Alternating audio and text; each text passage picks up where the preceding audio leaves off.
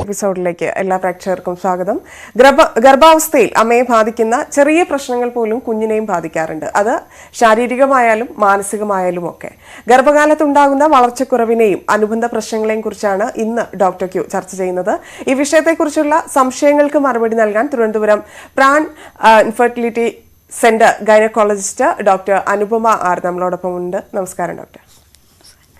ഇപ്പം എല്ലാവരും ഫേസ് ചെയ്യുന്ന അല്ലെങ്കിൽ ടെൻഷൻ ഉണ്ടാക്കുന്ന ഒരു കാര്യമാണ് ആ ഗർഭാവസ്ഥയിൽ കൊച്ചിന് വളർച്ച കുറവുണ്ടാകുന്നതോ ഇല്ലെങ്കിൽ മറ്റെന്തെങ്കിലോ ഇഷ്യൂസ് ഉണ്ടാകുന്നതൊക്കെ വളരെ പേടിക്കുന്ന, പ്രത്യേകിച്ച് ഒരു 4 മാസമൊക്കെ കഴിഞ്ഞതിന് ശേഷം ആൾക്കാരിൽ വലിയ ടെൻഷൻ ഉണ്ടാക്കുന്ന ഒരു കാര്യമാണ്.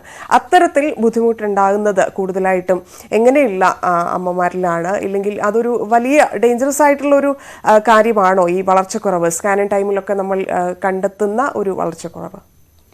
അതെ, ഗർഭകാലത്തുള്ള എല്ലാ കാര്യങ്ങളും ഒരു കുഞ്ഞിനെ സംബന്ധിച്ചിടത്തോളം ഗർഭാവസ്ഥയിലുള്ള അതിൻ്റെ വളർച്ചയും കാര്യങ്ങളും തന്നെയാണ് ഭാവിയിലേക്കുള്ള വളർച്ചയ്ക്കും മറ്റു പല അസുഖങ്ങൾ കുഞ്ഞിന് വരാതിരിക്കാനും ഭാവിയിൽ കുഞ്ഞിന് വരാതിരിക്കാനും ഒക്കെ ഏറ്റവും സഹായകമായ കാര്യങ്ങൾ ആ ഗർഭാവസ്ഥയിലുള്ള ആ ഒരു അമ്മയുടെ പൂർണ്ണമായ ഒരു സംരക്ഷണമാണ്. അപ്പോൾ അതിനകത്ത് ഈ കുഞ്ഞിൻ്റെ വളർച്ച വളരെ പ്രാധാന്യം അർഹിക്കുന്നുണ്ട്. അതുപോലെ തന്നെ കുഞ്ഞിൻ്റെ മാനസികവും ശാരീരികവും ബുദ്ധിപരമായുള്ള വളർച്ചയ്ക്കെല്ലാം തന്നെ ഒരു പൂർണ്ണ വളർച്ച എത്തി പ്രസവിക്കുന്ന ഒരു കുഞ്ഞിനാണ് ഏറ്റവും അധികം ഇങ്ങനെയുള്ള കാര്യങ്ങളിലൊന്നും യാതൊരുവിധ പ്രശ്നങ്ങളും ഉണ്ടാകാൻ സാധ്യതയില്ലാത്തത്. അപ്പോൾ അതുകൊണ്ട് തന്നെ തീർച്ചയായിട്ടും മാസം തികയാതെ പ്രസവിക്കുക അല്ലെങ്കിൽ വളർച്ചക്കുറവ് വളരെ നേരത്തെ തന്നെ തുടങ്ങുന്ന കുഞ്ഞുങ്ങൾ ഒക്കെ അവർക്ക് പ്രസവശേഷം ഇത്തരത്തിലുള്ള പ്രശ്നങ്ങളെല്ലാം ഉണ്ടാകാനുള്ള സാധ്യതയേറെയാണ്. നേരത്തെയൊക്കെ ഡോക്ടർ പണ്ട് കാലത്തൊക്കെ കേട്ടിട്ടുള്ളത് 9 മാസമായിരുന്നു മാസം തികയാതെ പ്രസവിക്കുക എന്ന് പറയുന്നത്. 9 മാസം മാക്സിമം ആയിരുന്നു. പക്ഷേ ഇപ്പോഴത് 8ലേക്കും 7, 6 അങ്ങനെ 6 മാസത്തിൽ വരെ. കഴിഞ്ഞ ദിവസം നമ്മുടെ ഒരു പ്രോഗ്രാമിൽ ഒരു കോളർ വിളിച്ചത് 6ാമത്തെ മാസത്തിൽ പ്രസവിച്ചു എന്ന് പറഞ്ഞുകൊണ്ട്. പക്ഷേ കുട്ടിയുടെ വളർച്ചയിൽ ഡെവലപ്മെന്റ് ഉണ്ട്. പക്ഷേ എന്നാൽ പോലും അത് എത്രത്തോളം ബുദ്ധിമുട്ടാണ് അമ്മയ്ക്കും കുഞ്ഞിനും ഉണ്ടാക്കുന്നത് നേരത്തെയുള്ള പ്രസവം? ശരിയാണ് പറഞ്ഞത്. കാരണം ഇപ്പോൾ ശരിക്കും പറഞ്ഞാൽ ഈ കുഞ്ഞുങ്ങൾ ഇപ്പോൾ മാസം തികയാതെ പ്രസവിക്കുന്ന കുഞ്ഞുങ്ങളെ നിയോനേറ്റൽ ICU എന്നൊക്കെ പറയുമല്ലോ, ICUലൊക്കെ വെച്ച് അവരെ എല്ലാവിധ അമ്മയുടെ ഗർഭപാത്രത്തിനുള്ളിൽ കിടക്കുന്ന അതേ അവസ്ഥയിലുള്ള എല്ലാവിധ സംരക്ഷണവും നൽകി വളർത്തിക്കൊണ്ടുവരണം. അതിനുള്ള സാഹചര്യങ്ങളിലും അതിനുള്ള സംവിധാനങ്ങളും ആധുനിക സംവിധാനങ്ങളും എല്ലാം ഇന്ന് വളരെ കൂടുതലാണ്. അതുകൊണ്ട് തന്നെ ഈ പറഞ്ഞ പോലെ ഒരു 6 മാസമൊക്കെ കഴിഞ്ഞുള്ള കുട്ടികളെ പോലും, ഇവൻ ഒരു 500-600 ഗ്രാം കഴിഞ്ഞുള്ള കുട്ടികളെ പോലും ശരി വളർത്തിയെടുക്കാൻ കഴിയുന്നുണ്ടെന്ന് ഇപ്പോഴത്തെ ഒരു വൈദ്യശാസ്ത്രത്തിൻ്റെ ഒരു മുന്നേറ്റം കാരണം കഴിയുന്നുണ്ട്. എന്നിരിക്കലും ഇത്തരത്തിലുള്ള കുട്ടികൾക്കെല്ലാം തന്നെ ഒരുപാട് ശാരീരികവും ബുദ്ധിപരമായ പ്രശ്നങ്ങൾ ഉണ്ടാകാൻ സാധ്യത വളരെ ഏറെയാണ്. അതുകൊണ്ട് തന്നെ കഴിവതും ഈ മാസം തികയാതുള്ള പ്രസവം തന്നെയാണ് നല്ലത്.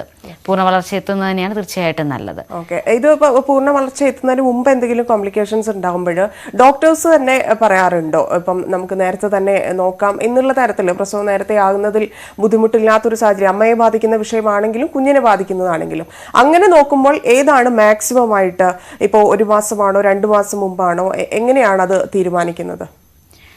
അത് വളരെ നല്ലൊരു ചോദ്യമാണ്. പലപ്പോഴും ശരിക്കും പറഞ്ഞാൽ 37 ആഴ്ച ഗർഭത്തിൻ്റെ, അതായത് നമുക്ക് ഡെലിവറി ഡേറ്റിൽ നിന്ന് 3 ആഴ്ച മുമ്പുള്ള ദിവസം, ആ സമയമാണ് ഒരു കുഞ്ഞിനെ സംബന്ധിച്ചിടത്തോളം പൂർണ്ണ വളർച്ച കുഞ്ഞെത്തി. അതായത് അതിൻ്റെ ലങ്സിൻ്റെ ശ്വാസകോശത്തിൻ്റെയൊക്കെ പൂർണ്ണ വളർച്ചയെത്തി യാതൊരുവിധ ശ്വാസം മുട്ടലോ ബുദ്ധിമുട്ടോ ഈ 37 ആഴ്ചയ്ക്ക് ശേഷം പ്രസവിക്കുന്ന ഒരു കുഞ്ഞിനുണ്ടാകാൻ സാധ്യത വളരെ കുറവാണ്. അതാണ് ഏറ്റവും ശരിയായ ഒരു കണക്ക്. പക്ഷേ പലപ്പോഴും ചോദിച്ചതുപോലെ തന്നെ പലപ്പോഴും നമുക്ക് നേരത്തെ പ്രസവിപ്പിക്കേണ്ട സാഹചര്യങ്ങൾ വരാറുണ്ട്. പ്രത്യേകിച്ച് ഇപ്പം ഗർഭകാലത്ത് പ്രഷറുള്ള സ്ത്രീകളാണെങ്കിൽ പ്രഷർ നിയന്ത്രണ വിധേയമല്ലാതെയായാൽ അമ്മയ്ക്കും കുഞ്ഞിനും ദോഷകരമായ സാഹചര്യങ്ങളിലേക്ക് പോകുന്നു എന്ന് കണ്ടു കഴിഞ്ഞാൽ ചിലപ്പോൾ കുഞ്ഞിനെ പ്രസവിപ്പിക്കുന്നതിലൂടെ ഈ പ്രഷർ കുറയാനും പൂർണ്ണമായിട്ട് അമ്മയെ നമുക്ക് സംരക്ഷിച്ചെടുക്കാനും കഴിയും. അത്തരം സാഹചര്യങ്ങൾ ഉണ്ടാകാറുണ്ട്. അതേപോലെ തന്നെ കുഞ്ഞിനുണ്ടാകുന്ന ബുദ്ധിമുട്ടുകൾ, അതായത് കുഞ്ഞിന് വളർച്ചക്കുറവ്, നേരത്തെ നമ്മൾ സൂചിപ്പിച്ച പോലെ തന്നെയുള്ള വളർച്ചക്കുറവ് വരികയാണെങ്കിൽ ഈ വളർച്ചക്കുറവ് തന്നെ സ്കാനിങ്ങിലൂടെയാണ് പ്രധാനമായിട്ടും കണ്ടുപിടിക്കാൻ പറ്റുന്നത്. പിന്നെ വയറിൻ്റെ വലിപ്പം, അങ്ങനെയുള്ള പല കാര്യങ്ങളും ഉണ്ടെങ്കിലും ഇന്നത്തെ കാലത്ത് ഏറ്റവും കൂടുതൽ അത് കണ്ടുപിടിക്കുന്നത് സ്കാനിങ്ങിലൂടെയാണ്. അപ്പോൾ കുഞ്ഞിന് ഇത്ര ആഴ്ച, ഇപ്പം ഒരു 8 മാസമായിട്ടുണ്ടെങ്കിൽ 32 ആഴ്ചയുടെ വളർച്ച സ്കാനിലുണ്ടായിരിക്കണം. മറിച്ച് ആ കുഞ്ഞിനൊരു 28 ആഴ്ചയുടെ വളർച്ചയോ അല്ലെങ്കിൽ 30 ആഴ്ചയുടെ വളർച്ചയോ ഉണ്ടെങ്കിൽ അപ്പോഴും തന്നെ നമ്മൾ ഇൻട്രായൂട്രൈൻ ഗ്രോത്ത് റെസ്ട്രിക്റ്റഡ് ബേബീസ് എന്ന് പറയും. അതായത് വളർച്ച കുറവുള്ള കുഞ്ഞുങ്ങൾ, അതിനുള്ള സാധ്യത ഉണ്ടെന്ന് നോക്കുമ്പോൾ അപ്പോഴേ തന്നെ നമ്മൾ സൂചിപ്പിച്ചു തുടങ്ങും. അപ്പോൾ അത്തരം കുട്ടികൾക്ക് വളരെ കുറച്ചുകൂടെ ക്ലോസ് ആയിട്ടുള്ള ഒരു മോണിറ്ററിങ് അല്ലെങ്കിൽ അവരെ കുറച്ചുകൂടെ കൂടുതൽ നമ്മൾ ശ്രദ്ധിക്കേണ്ടതുണ്ട്.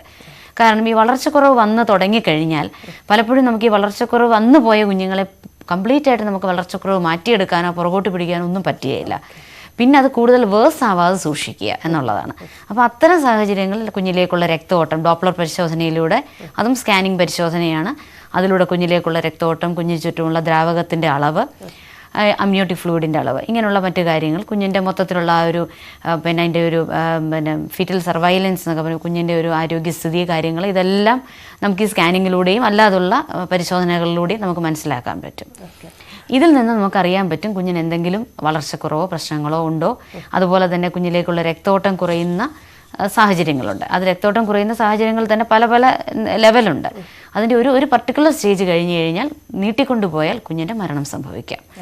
കുഞ്ഞ് വയറ്റിൽ കിടന്നതിന് മരിച്ചു പോകുന്ന സാഹചര്യങ്ങളുണ്ടാകാം. അതൊക്കെ പ്രിവെൻറ്റ് ചെയ്യാൻ തീർച്ചയായിട്ടും ആവശ്യമാണ്. ഓക്കെ ഡോക്ടർ, ഒരു കോൾ ഉണ്ട്. ഫ്രാൻസിസ് ആണ്, കോട്ടയത്ത് നിന്നാണ്. ഫ്രാൻസിസ്, ഡോക്ടറോട് ചോദിച്ചോളൂ. Good afternoon. ഞാൻ കോട്ടയത്ത് നിന്ന് വിളിക്കുന്നതാണ്. എന്റെ മോനെ അവര് കാനഡയിൽ സെറ്റിൽ ചെയ്തിരിക്കുക. ആദ്യത്തെ പ്രസവം നോർമൽ ഡെലിവറി ആയിരുന്നു. ജനിച്ചപ്പോ മുതൽ കൊച്ചിന് ചെറിയ ചൊറിച്ചിലും ഇപ്പൊ ഇക്കിള് 5 മാസമായി. ഇക്കിള് 5 മാസമായി. അപ്പൊ അതൊന്ന് ചോദിക്കാനാണ്. അവരിപ്പോ കാനഡയിലാണ്. ഞാൻ ഇങ്ങനെ പറഞ്ഞു, ഇതുപോലെ ഡോക്ടർമാർ ഇവിടെ വരുമ്പോ ഞാൻ ചോദിക്കാന്ന് പറഞ്ഞായിരുന്നു. ഞങ്ങൾക്ക് ഒരു പ്രയാസത്തിൽ ആദ്യത്തെ കുട്ടിയാണ്, നോർമൽ ഡെലിവറി ആയിരുന്നു. ഇക്കിളുണ്ടാവുന്നു എന്നാണ്. ഇക്കിളുണ്ടാവുന്നു 5 മാസം. നവംബർ 19 ജനിച്ച ഈ 2020 സോറി ജനുവരി 19. ശരി. ഇക്കിളുണ്ടാവുന്നതാണെങ്കിൽ ശരിക്കും പറഞ്ഞാൽ എനിക്ക് തോന്നുന്നു ഗ്യാസ് വയറ്റിൽ നിൽക്കുമ്പോഴാണ്. നമ്മൾ ഫീഡിങ്ങിന് കുറച്ച് പ്രോപ്പറായിട്ടൊരു ബ്രസ്റ്റ് ഫീഡിങ് രീതികളുണ്ട്. കുഞ്ഞിന് ബ്രസ്റ്റ് ഫീഡിങ് ആണല്ലോ കൊടുക്കുന്നത് അല്ലേ? ശരി, ബ്രസ്റ്റ് ഫീഡിങ്ങിന് ശരിയായ രീതികളുണ്ട്. അതായത് കുഞ്ഞിനെ പാല് കൊടുക്കുകയാണെങ്കിൽ പാല് കൊടുത്തു കഴിഞ്ഞാൽ അപ്പോൾ തന്നെ തോളിലിട്ട് ആ പുറത്തിൻ്റെ ഭാഗത്ത് കൈ ഈ രീതിയിൽ വെച്ചിട്ട് കൈ നല്ല തട്ടി കൊടുക്കണം. ആ ഗ്യാസ് കളഞ്ഞിട്ടേ കുഞ്ഞിനെ കിടത്താവൂ. അതൊരു പ്രധാനപ്പെട്ട കാര്യമാണ്. അതുപോലെ തന്നെ കുഞ്ഞിനും ഗ്യാസും ബുദ്ധിമുട്ടുണ്ടാകുന്ന രീതിയിലുള്ള ആഹാര പദാർത്ഥങ്ങൾ അമ്മ ഒരുപാട് കഴിക്കുന്നുണ്ടെങ്കിൽ അതിൻ്റെ ഒരു ഉപയോഗം കുറയ്ക്കുന്നത് നല്ലതായിരിക്കും. പ്രധാനമായിട്ടും എനിക്ക് തോന്നുന്നു ഈ ഒരു ഇക്കിൾ എന്ന് പറയുന്ന സംഭവം നമുക്ക് സാധാരണ മുതിർന്നവർക്ക് വരുന്ന പോലെ ആണ് തോന്നുന്നതെങ്കിൽ ഗ്യാസ് തട്ടി നന്നായിട്ട് കിടത്തി കഴിഞ്ഞാൽ തന്നെ മിക്കവാറും അതിനൊരു പരിഹാരമുണ്ടാകും. പിന്നെ അങ്ങനെ ഇക്കിൾ വരുന്ന കുട്ടികൾ ചിലപ്പോൾ കമട്ടുക അല്ലെങ്കിൽ നമ്മൾ ഛർദ്ദിക്കുക എന്നൊക്കെ പറയും. അതിനുള്ള സാഹചര്യം കൂടുതലാണ്. അപ്പോൾ തലയൊക്കെ ഒന്ന് ചെറുതായിട്ട് ചരിച്ച് വെക്കണം. കാരണം ഇത്തരത്തിൽ പാല് തിരിച്ചവർ ഛർദ്ദിക്കുകയൊക്കെ ചെയ്ത് കഴിഞ്ഞാൽ അത് ആസ്പിറേറ്റ് ചെയ്യുക എന്ന് പറയും. അത് വയറ്റിന് തിരിച്ച് ശ്വാസകോശത്തിലൊക്കെ കയറുന്നത് അപകടകരമാണ്. പിന്നെ ഈ ഇക്കിൾ എന്ന് പറഞ്ഞ സംഭവം ഇങ്ങനെയുള്ള കുഞ്ഞു കുഞ്ഞു മെഷേഴ്സ് കൊണ്ടൊന്നും മാറുന്നില്ലെന്നുണ്ടെങ്കിൽ തീർച്ചയായിട്ടും കുഞ്ഞിനെ കാണിക്കുന്ന ഡോക്ടറെ ഒന്ന് കാണിക്കുന്നത് നല്ലതാണ്. മറ്റെന്തെങ്കിലും ഇക്കിൾ തന്നെയാണോ അതോ വേറെ എന്തെങ്കിലും ശ്വാസകോശ സംബന്ധമായ ചില ബുദ്ധിമുട്ടുകളുണ്ടെങ്കിലും കുട്ടികൾക്ക് ഇതുപോലെ കാണിക്കാൻ സാധ്യതയുണ്ട്. ചെറിയ പ്രശ്നങ്ങളൊക്കെ ആയിരിക്കും, ചിലപ്പോൾ വലിയ പ്രശ്നങ്ങളും ഉണ്ടാകാറുണ്ട്. അതൊന്ന് കാണിച്ച് അതൊന്നും അല്ല എന്നൊന്ന് തീർച്ചയാക്കുന്നത് നല്ലതായിരിക്കും. ഓക്കെ ഡോക്ടർ, തൃശ്ശൂരിൽ നിന്നൊരു കോളുണ്ട്. ശിവജിയാണ്. ശിവജി, ഡോക്ടറോട് ചോദിച്ചോളൂ. പറഞ്ഞോളൂ. അതായത് എന്റെ മകന് വേണ്ടിയാ വിളിക്കുന്നത്. മകനിപ്പോ 32 വയസ്സായി. അവന് 2-3 വർഷമായിട്ട് ഷുഗർ ഉണ്ട്. ഇപ്പൊ കല്യാണം കഴിഞ്ഞിട്ട് 3 വർഷമായി, കുട്ടികളില്ല. അപ്പൊ ഈ ഷുഗർ കാരണം കുട്ടികൾ ഇങ്ങനെ കുറച്ചുകൂടെ നീട്ടി വെക്കാന്നുള്ള പ്ലാൻ ഡോക്ടർമാർ പറഞ്ഞതുകൊണ്ടാണ് അങ്ങനെ ചെയ്യുന്നത്. അപ്പൊ ഭർത്താവിന് ഷുഗർ ഉള്ളപ്പം ഗർഭിണി ആകുന്നത് കുഴപ്പമാണോ എന്നൊന്നും അറിയാൻ വേണ്ടിയായിരുന്നു. ഇല്ല, ഒരിക്കലും ഇല്ല.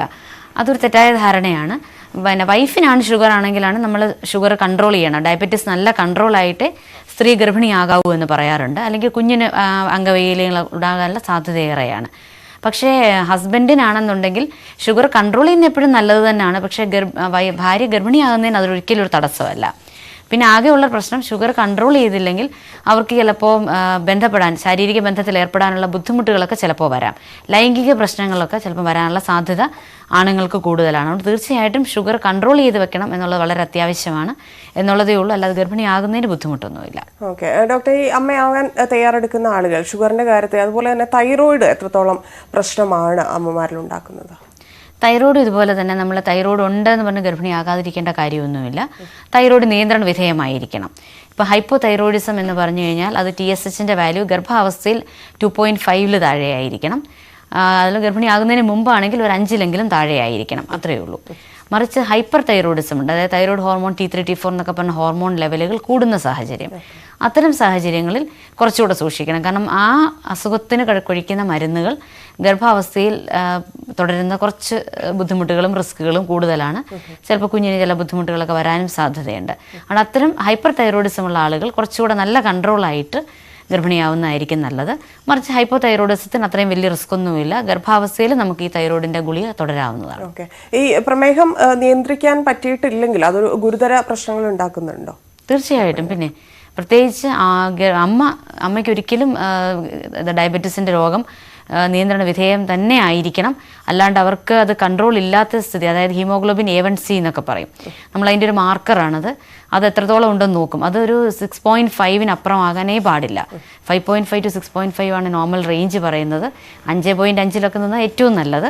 അതൊരു 6 കൂടിക്കഴിഞ്ഞാൽ തീർച്ചയായിട്ടും അത് ഒരുപാട് അംഗവൈകല്യങ്ങളും, അതായത് നാഡീവ്യൂഹത്തിനായിരിക്കും ബുദ്ധിമുട്ടുകൾ. സ്പൈനൽ കോഡ് എന്നൊക്കെ നമ്മൾ പറയത്തില്ലേ, സ്പൈനൽ കോഡിനുള്ള പ്രശ്നങ്ങൾ, കാര്യങ്ങൾ, അങ്ങനെയുള്ള ന്യൂറൽ ട്യൂബ് ഡിഫക്ട്സ് എന്നൊക്കെ പറയുന്ന തരത്തിലുള്ള ഒരുപാട് വൈകല്യങ്ങൾ കുഞ്ഞിന് വരാൻ സാധ്യതയുണ്ട്. അതേപോലെ തന്നെ ഗർഭാവസ്ഥയിലും മറ്റ് പല സങ്കീർണമായ പ്രശ്നങ്ങളിലേക്ക് പോകാൻ സാധ്യതയുണ്ട്. തീർച്ചയായിട്ടും നിയന്ത്രണത്തിലാകുന്നതാണ് എപ്പോഴും നല്ലത്, ഗർഭിണിയാകുന്നതിന് മുമ്പ്. പിന്നെ നല്ലൊരു ഡയബറ്റിക് രോഗിയാണ് ഗർഭിണിയാകുന്നതെങ്കിൽ അവർക്ക് ഇൻസുലിൻ ഇഞ്ചെക്ഷൻസ് ആണ് ഏറ്റവും നല്ലത്. പിന്നെ ഗുളികകളും ഉണ്ട്, എങ്കിലും ഇൻസുലിൻ ഇഞ്ചെക്ഷൻസ് എടുത്ത് നമുക്കത് നിയന്ത്രിച്ച് കൊണ്ടുപോകാൻ പറ്റും. ഡോക്ടർ, ഒരു കോൾ ഉണ്ട്. മുസ്തഫയാണ്. മുസ്തഫ ഡോക്ടറോട് ചോദിച്ചോളൂ. പറഞ്ഞോളൂ. ഹലോ. പറഞ്ഞോളൂ. ഞാൻ പിന്നെ എന്റെ ഭാര്യക്ക് 7 മാസം ഗർഭിണിയാവും. അതെ. പിന്നെ ഓക്ക് ഭയങ്കര ശ്വാസം മുട്ടൽ പോലെ, പിന്നെ നെഞ്ഞരിച്ചൽ പോലെ. അത് എന്തെങ്കിലും പ്രശ്നമാണോ ഡോക്ടർ? 7 മാസമായി. ആദ്യത്തെ ഗർഭമാണോ? അല്ല, രണ്ടാമത്തതാ. നേരത്തെ ആദ്യത്തെ ഗർഭത്തിലും പ്രസവത്തിലും ഒന്നും വേറെ ബുദ്ധിമുട്ടുകളൊന്നും വന്നിട്ടില്ലല്ലോ? ഇല്ല. ഒന്നുമില്ല. അപ്പൊ പിന്നെ വേറെ ഹാർട്ടിന്റെ അസുഖം അങ്ങനെയുള്ള പ്രശ്നങ്ങളൊന്നും വൈഫിനില്ലല്ലോ? ഇതുവരെ ഒന്നുമില്ല. അപ്പൊ സാധാരണഗതി വലിയ ബുദ്ധിമുട്ടുണ്ടാക്കാൻ സാധ്യതയില്ല.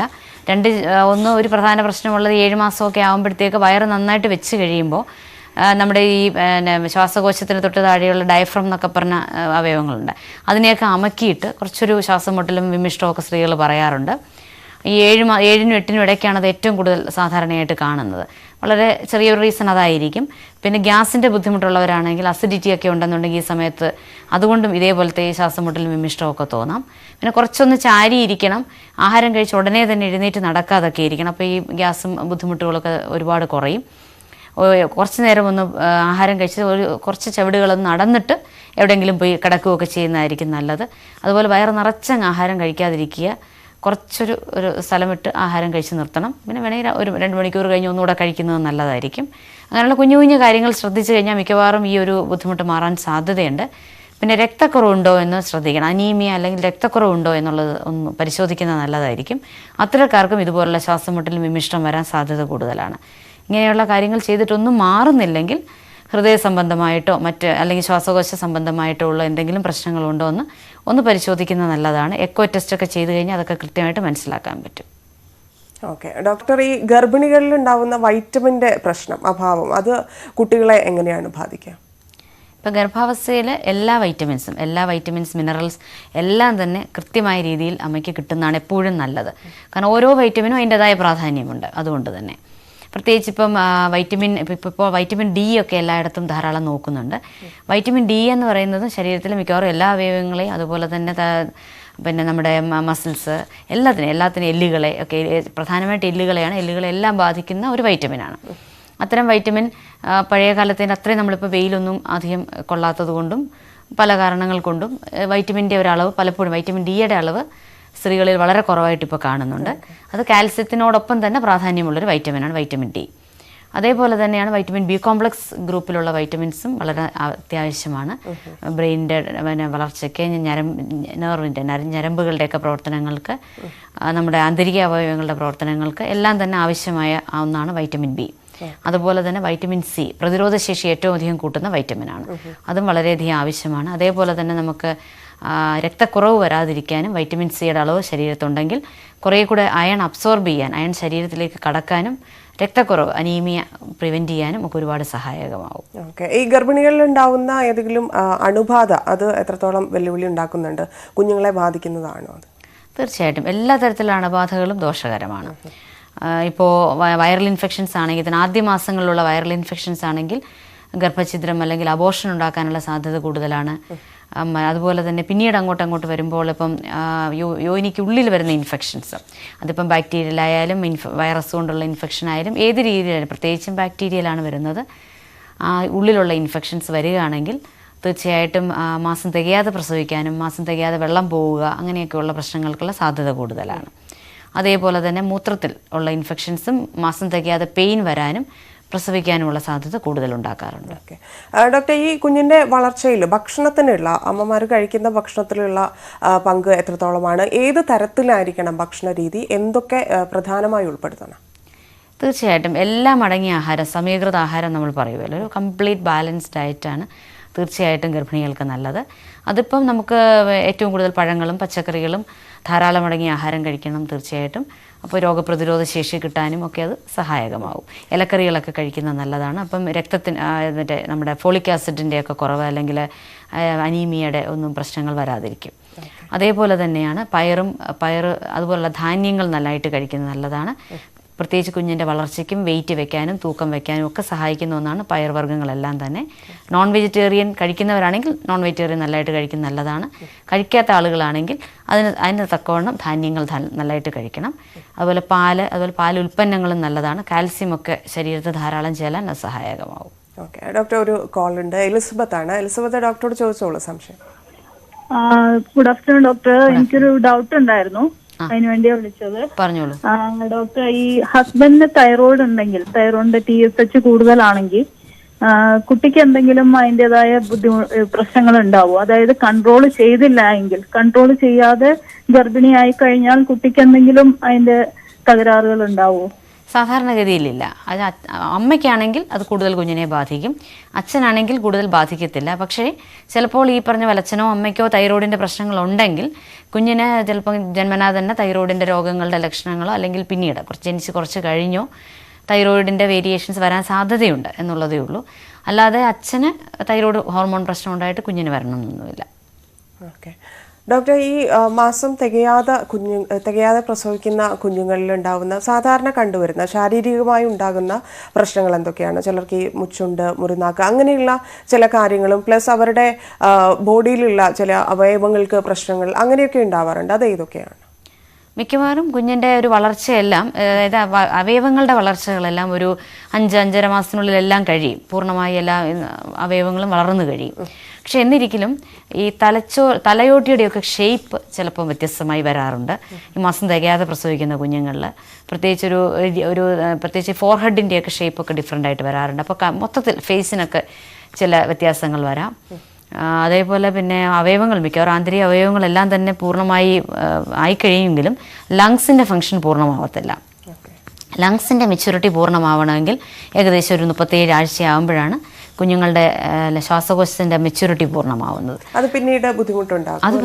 അതാണ് ഏറ്റവും കൂടുതൽ ഈ മാസം തികയാതെ പ്രസവിക്കുന്ന കുഞ്ഞുങ്ങൾക്ക് ശ്വാസം മുട്ടലുണ്ടാകുന്നതിൻ്റെ പ്രധാന കാരണം അതാണ്. അതുകൊണ്ടാണ് കുഞ്ഞുങ്ങൾ പ്രസവിച്ച ഉടനെയുള്ള ശ്വാസം മുട്ടൽ, ചിലപ്പോൾ വെന്റിലേറ്ററിൻ്റെ സഹായം തന്നെ വേണ്ടി വരുന്ന കുഞ്ഞുങ്ങളുണ്ട്. അത് ശരിക്കും പറഞ്ഞാൽ ശ്വാസകോശ സംബന്ധമായ വളർച്ചക്കുറവിൻ്റെ ഒരു പ്രശ്നമാണത്.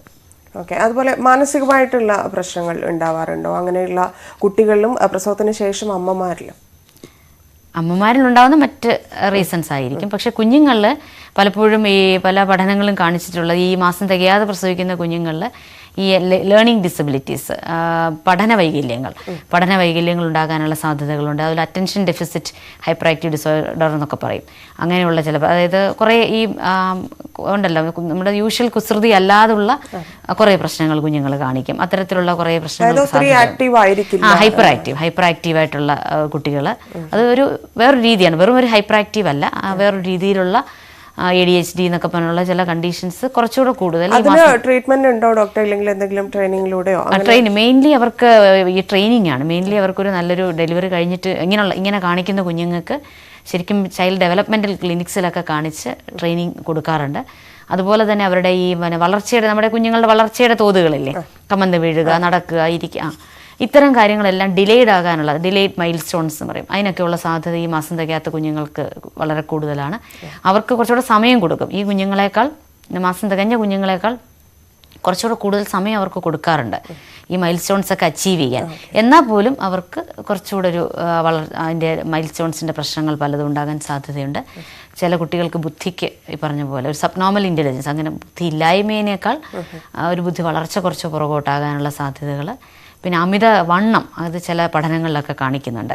അമിതവണ്ണം ഇത്തരം കുട്ടികൾക്ക് വരാൻ സാധ്യത കൂടുതലായിട്ടും ഉണ്ട്.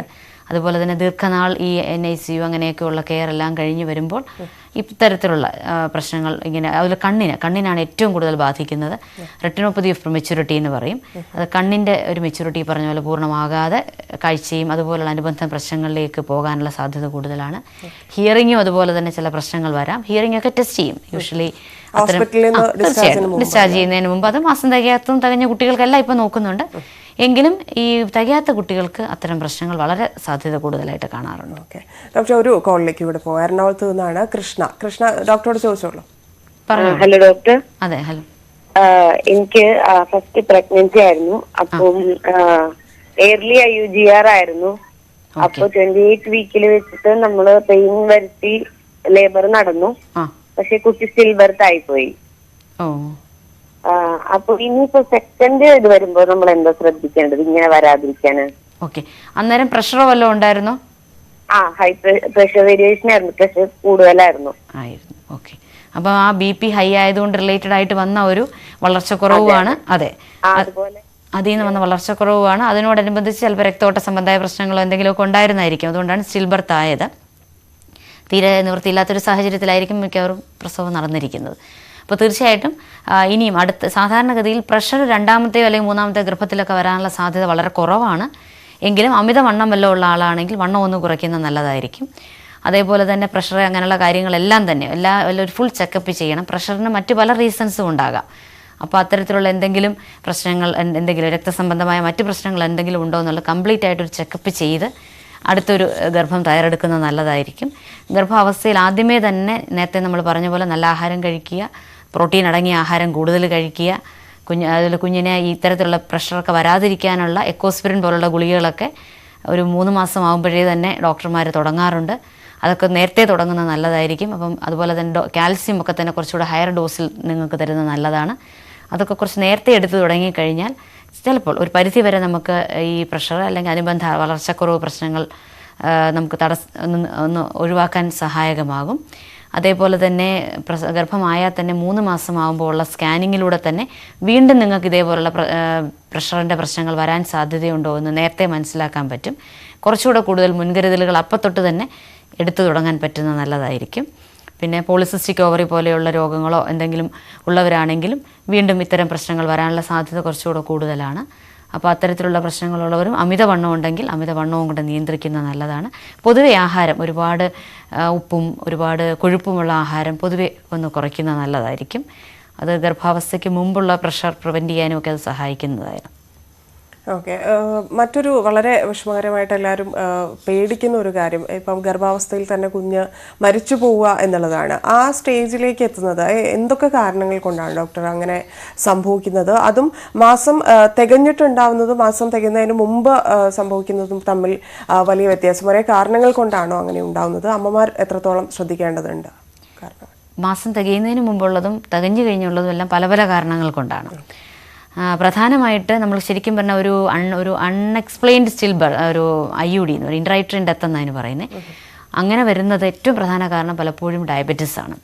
ഡയബറ്റിസ് നിയന്ത്രണ വിധേയമല്ലെങ്കിൽ ചിലപ്പോൾ കുഞ്ഞ് വയറ്റിൽ കിടന്ന് മരിക്കാനുള്ള സാധ്യത വളരെ കൂടുതലാണ്. പിന്നെ നേരത്തെ നമ്മുടെ കോളർ സൂചിപ്പിച്ച പോലെ തന്നെ പ്രഷറൊക്കെ നിയന്ത്രണ വിധേയമല്ലാതെ ജന്നി പോലുള്ള പ്രശ്നങ്ങളൊക്കെ വന്നു കഴിഞ്ഞാൽ സാധ്യത കൂടുതലാണ്. അതേപോലെ തന്നെ വളർച്ചക്കുറവ് ഏറ്റവും സൂക്ഷിക്കേണ്ട ഒരു കാര്യമാണ്. വളർച്ചക്കുറവ് ഞാൻ നേരത്തെ സൂചിപ്പിച്ച പോലെ തന്നെ ഡോപ്ലർ സ്കാൻ വെച്ച് കൃത്യമായി പരിശോധിച്ച് മുമ്പോട്ട് പോകണം. ഇല്ലെന്നുണ്ടെങ്കിൽ തീർച്ചയായിട്ടും വളർച്ചക്കുറവ് കൊണ്ട് തന്നെ ഈ കുഞ്ഞ് വയറ്റിൽ കിടന്ന് മരിക്കാനുള്ള സാധ്യത വളരെ കൂടുതലാണ്. പിന്നെ നമ്മൾ ഈ നേരത്തെ ഉള്ളത് പ്രധാനമായിട്ട് എന്തെങ്കിലും അംഗവൈകല്യങ്ങൾ അല്ലെങ്കിൽ ക്രോമസോം തകരാറുകളുള്ള കുഞ്ഞുങ്ങളാണെങ്കിൽ നേരത്തെ തന്നെ ചിലപ്പോൾ വയറ്റിൽ കിടന്ന് മരിക്കാനുള്ള സാധ്യത കൂടുതലാണ്. ഓക്കെ, എന്തായാലും ഡോക്ടർ പറഞ്ഞത് വെച്ച് മെന്റലി ആൻഡ് ഫിസിക്കലി നമ്മൾ സ്ത്രീകൾ ഫിറ്റ് ആയതിനു ശേഷം പ്രസവത്തെക്കുറിച്ച് ആലോചിക്കുന്നത് പോലുമാണ് നല്ലത് എന്ന് തന്നെയാണ്. തീർച്ചയായിട്ടും. ഓക്കെ, എന്തൊക്കെ കാര്യങ്ങളാണ്, അതായത് നമ്മൾ നേരത്തെ കൂട്ടി മുൻകരുതലുകൾ എടുക്കേണ്ട കാര്യങ്ങൾ? ഇപ്പം നേരത്തെ ഡോക്ടർ പറഞ്ഞ പോലെ പ്രഷർ, ഷുഗർ, അതുപോലെ തൈറോയിഡ് അങ്ങനെയുള്ള കാര്യങ്ങളല്ലാതെ മറ്റെന്തൊക്കെ മാനസികമായിട്ടുള്ള തയ്യാറെടുപ്പുകളാണ് എടുക്കേണ്ടത്? ഒരു സുഗമമായ പ്രസവ ടൈം, ഒരു മെറ്റേണിറ്റി ടൈം, അതിനപ്പുറം ഇപ്പം ആരോഗ്യവാന്മാരായ കുഞ്ഞുങ്ങൾ എന്നായിരിക്കുമല്ലോ എല്ലാവരുടെയും ഇത്. അപ്പോൾ അതിനുള്ള തയ്യാറെടുപ്പുകൾ എങ്ങനെയായിരിക്കണം? അതിനെക്കുറിച്ച് പറയുകയാണെങ്കിൽ നമ്മളിപ്പോഴത്തെ പലപ്പോഴും ഗർഭിണികളായി വരുന്ന സ്ത്രീകൾ വളരെ ചെറുപ്പമായ കുട്ടികളായിരിക്കുമല്ലോ. അപ്പോൾ അവർക്ക് പൊതുവേ ഉള്ളൊരു കാഴ്ചപ്പാട് പല ആഹാരവും ഇഷ്ടമല്ല. ആ ഇഷ്ടാനിഷ്ടങ്ങൾ ഒന്ന് കുറയ്ക്കുന്നത് നല്ലതായിരിക്കും. പ്രത്യേകിച്ച് ഈ രക്തക്കുറവെന്ന് പറയുന്നത് വളരെ ഒരു ബുദ്ധിമുട്ടുണ്ടാക്കുന്ന ഒരു കാര്യമാണ്. ആഹാരം കഴിക്കാനില്ലാഞ്ഞിട്ടല്ലെങ്കിൽ പോലും കുട്ടികളിലൊക്കെ രക്തക്കുറവുണ്ടാകും. അതുകൊണ്ട് ഒരുപാട് പ്രശ്നങ്ങൾ, കുഞ്ഞിന് ഈ വളർച്ചക്കുറവും അമ്മയ്ക്ക് ഗർഭാവസ്ഥയിലും പ്രസവ സമയത്തുമുള്ള ബ്ലീഡിങ്ങിനൊക്കെയുള്ള സാധ്യത വളരെ കൂടുതലാണ്. അതുകൊണ്ട് പ്രധാനമായിട്ടും മാനസികമായിട്ട് നല്ലൊരു തയ്യാറെടുപ്പ് ആവശ്യമാണ്. ഗർഭകാലം എന്ന് പറയുന്നത് കുഞ്ഞിൻ്റെ ആരോഗ്യത്തെ അങ്ങേറ്റം ബാധിക്കുന്ന കാലഘട്ടമാണ്. അതതിൻ്റെ ദൂരവ്യാപകമായ വളർച്ചയെയും ബുദ്ധിയെയും എല്ലാം ആരോഗ്യത്തെയും ബാധിക്കുന്ന ഒരു അവസ്ഥയാണെന്നുള്ള ഒരു ചിന്ത എല്ലാ ഗർഭിണിയാകാൻ ശ്രമിക്കുന്ന എല്ലാ പെൺകുട്ടികൾക്കും ഉണ്ടെങ്കിൽ തന്നെ പകുതി പ്രശ്നങ്ങൾ ഒഴിവാക്കാൻ സാധിക്കും.